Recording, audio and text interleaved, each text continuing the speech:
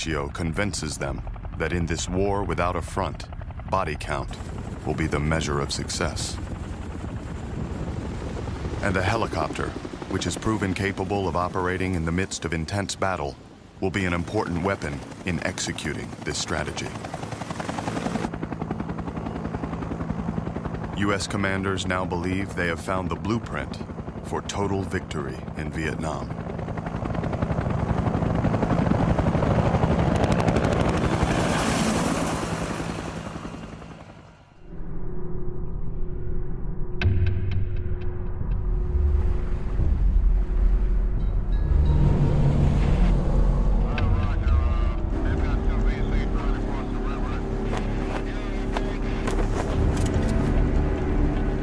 The U.S. victory over the North Vietnamese in the Nha Drang Valley, measured by a kill ratio of 12 to 1, convinces U.S. commanders to implement a new strategy: search and destroy.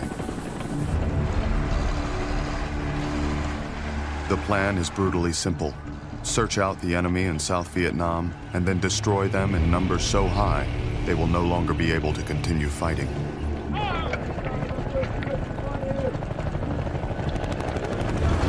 First time in modern U.S. military history, victory in war will be measured not by territory taken, but by body count.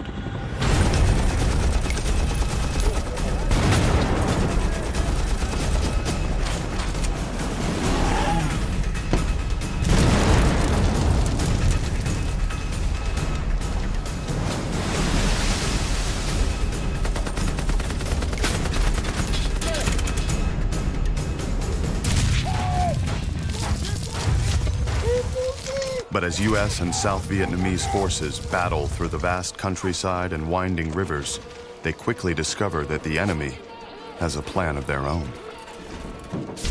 The Viet Cong have meticulously planted tens of thousands of mines and booby traps. They have dug hundreds of miles of tunnels to move soldiers and weapons and launch surprise attacks. And perhaps worst of all, they hide in plain sight, indistinguishable from the 17 million civilians. If they are to win the war, U.S. leaders realize they need an enormous number of boots on the ground. 1966 becomes the year of escalation.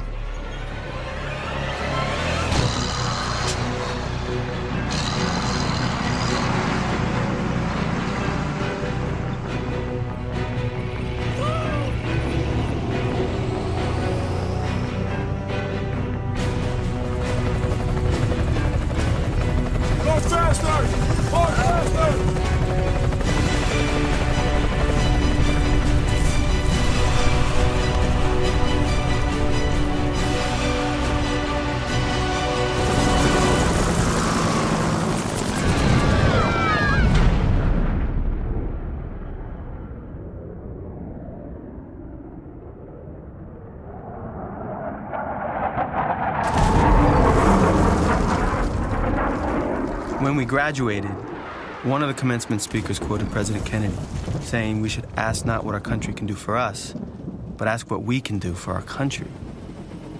Well, the more I hear about Vietnam, the more I think I'm finally starting to understand what those words mean. In San Bernardino, California, Barry Romo is feeling the effects of the growing war. And this sort of led me to thinking about, well, if I believe in the war, then I have to actually join the military and go and fight. Really put my principles into action.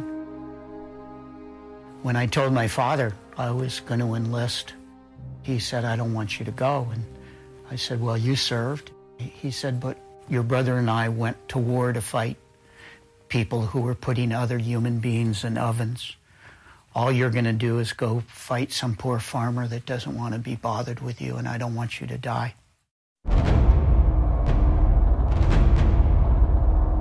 But he doesn't know what he's talking about.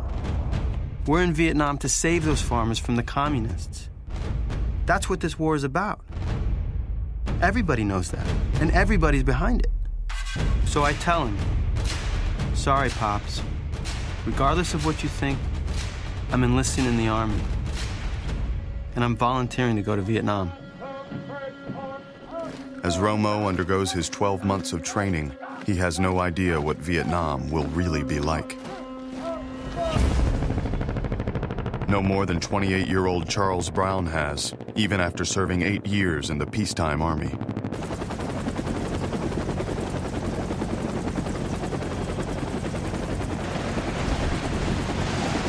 A few months ago, I didn't even know any of these men existed. Now headed into combat together, and we're gonna have to depend on each other to survive.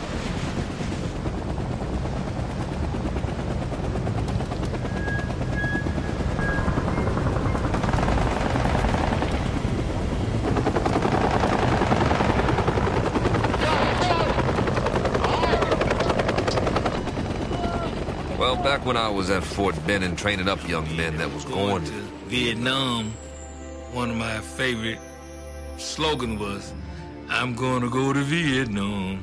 I'm gonna kill some Viet Cong." Ha! Well, this take effect on you. Remember now, I've been drilled for a good 8 years with nothing but talking about combat.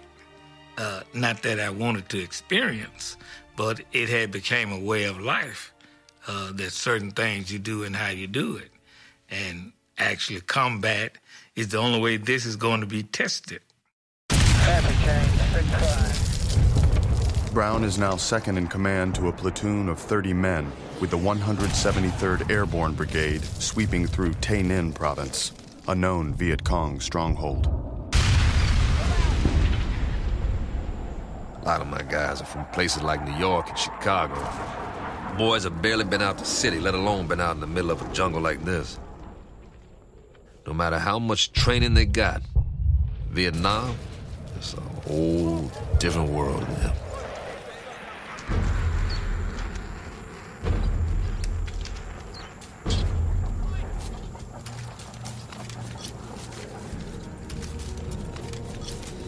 Summer daytime temperatures average over 100 degrees Fahrenheit, while a 100% humidity is like being in a steam bath 24/7. The men must cut their way through 8-foot-tall, razor-sharp elephant grass and bamboo covered in thick, thorny vines. But this is only part of the problem. The countryside is also infested with thousands of poisonous insects and snakes, including one of the deadliest in the world, known as the two-step snake, for the number of steps a bite victim can take before dropping dead.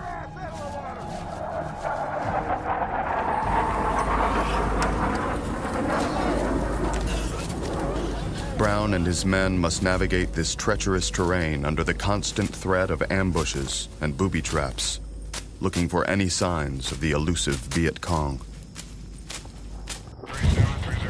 First round will be 170. A couple of hooches up ahead. I tell my radio man to call back to camp and tell him we're gonna search it fast for nightfall. 1481, break. Keep going. A couple of my guys start bitching, want to know why the hell we can't just skip it. But I tell them this is a job, so they better buckle down and get it done. As Brown and his men enter the area, they quickly realize it's an abandoned Viet Cong encampment. The VC have a sophisticated network of scouts and sympathizers who alert them to the Americans' presence, allowing them to choose when and where they want to fight.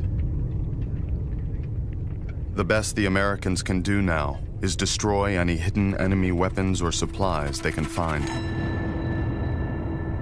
I always tell these guys you gotta go slow. You gotta take your time, go through these things.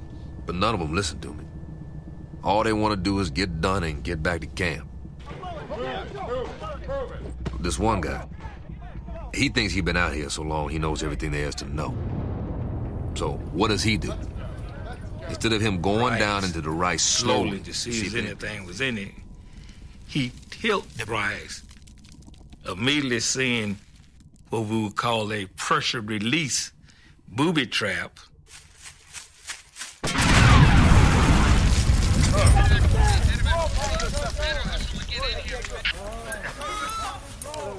The booby trap blasts Brown and two of his men with shrapnel.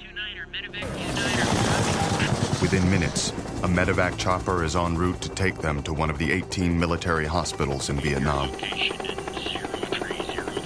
The emergency call indicated that there are 3 injured, wounded GIs.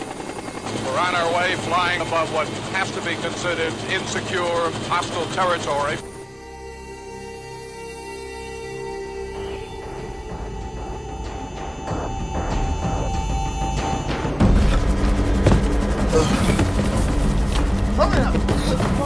Hold on.